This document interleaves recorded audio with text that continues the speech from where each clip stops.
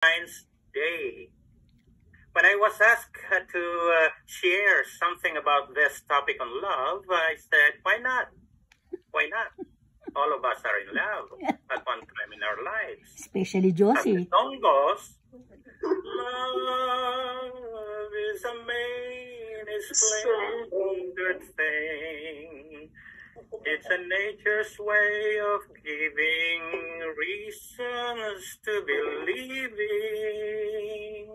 It's the most wonderful gift given by God to all of us because God is love. From the context of our Christian life, I'd like to share 4 manifestations of love. Are you listening? Yes. Yep. Yeah. I just want to be sure because at the end of this talk, I'm giving a quiz. Okay. There are 4 forms of love manifested in our life. The first one, take note, is eros. Can you see it? Yes. Okay. Eros is the first manifestation of love. The second manifestation is storge. Repeat after me. Storge. Storgy. Storge. Okay? And the third manifestation is philia. Philia. Repeat after me.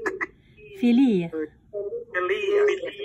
And the highest form of love is Agape. agape. Agape. Agape. Okay. Agape. Ano yung apat? Agape. Mula sa umpisa? Eros. Eros. Storge. Storge. Mia. Philia. Philia. Agape. Agape.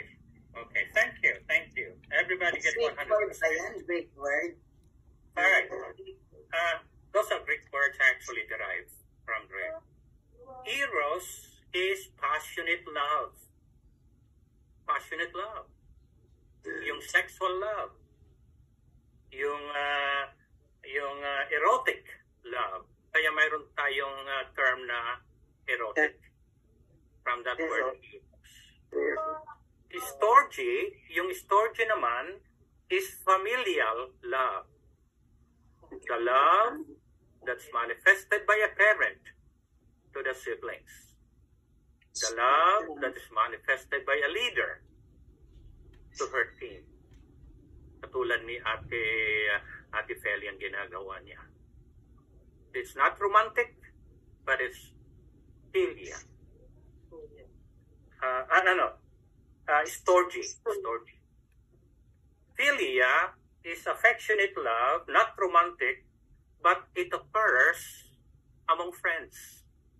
Kaya mayroon tayong term na philosophy, love of wisdom. Philanthropy, love of human kind. Knowledge. Yeah, knowledge. Yeah.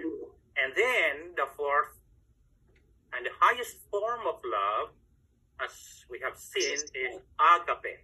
Agape. Agape is the highest love that is selfless. Selfless. It is given without any expectation in return. Pag binigay mo yung love na yan, wala kang aasahan na kapalit. Unconditional love. Unconditional love, yes. Mag-blow out ako upang makatanggap ako ng mga regalo. Hindi yun. Selfless. Nakatuon sa kabutihan ng iba. Kabutihan ng kapwa. And it is sacrificial. Willingness to make sacrifices for the good of the other. It's empathic because it's kind, patient, and forgiving. Forgiving. So, yun ang apat. I'll move on to how do you tell if you are really in love? Hindi na kailangan ng research on love feelings ito. I'd like to answer this question from my personal experience, that I know that in my heart, I was already in love when I saw Nora. She was Totoo kaya yun? she was a fresh graduate, tall and slender. Wow. Unang trabaho niya pagkatapos ng pagka-graduate na sa UST. She was hired right away as librarian in our school, San Francisco High School in Quezon City. Nung nakita ko siya, hindi ko na ako naghanap pa ng iba. Although I want to say that I had previous experiences before nakita ko siya. Pero iba ang tinik ni Cupido nung nakita ko siya. Napadalas ang pagpunta ko sa library, pag may vacant period ako, kunyari nagbabasa ng dyaryo, pero ang mata, nakatingin na niya. Nakasilip lang pala kay Nora. And to prove my point that it was really love, we were separated by distance after Nigeria. 5 years namin sa Nigeria, kasama na magkakasama tayo doon.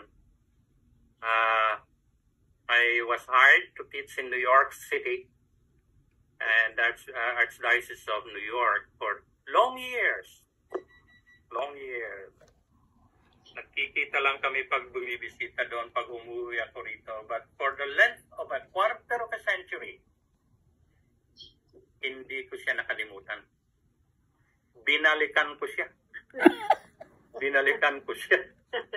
At eto, we're still together, God, by the grace of God. And we pray that for the next year, 2026, we will be celebrating our 50th year together. Wow. Congratulations in In advance. spite of the trials, the distance we went through. So that's how I show a real love. And I'd like to end by sharing with the prophetic scenario that at the end of our journey dito sa mundo, ang tanong, pag nasa harapan tayo ng judgment chair, ay hindi, magkano ang naipon mo nung nasa lupa ka? Hindi yun ang tanong. Ilang kamag-anak ang nakasama mo? Ilang awards? Ilang certificates of recognition ang natanggap mo habang nagtatrabaho ka? Hindi yun ang matatanong. Ilang lugar ang nabisita mo? Hindi yun ang tanong. How much power have you accumulated when you were on earth? Hindi yan ang matanong. But, ang magiging tanong ay, how much love have you shared? How much love have you shared? Lalo na sa mga nangangailangan. So, brothers and sisters, as we're getting near to that judgment chair, let's remember to share agape. The selfish love, the gift that God has given to us. To share what we have, our time, our talent, yung ginagawa natin ngayon, and your treasure for the good of our brothers and sisters, especially those who are in need.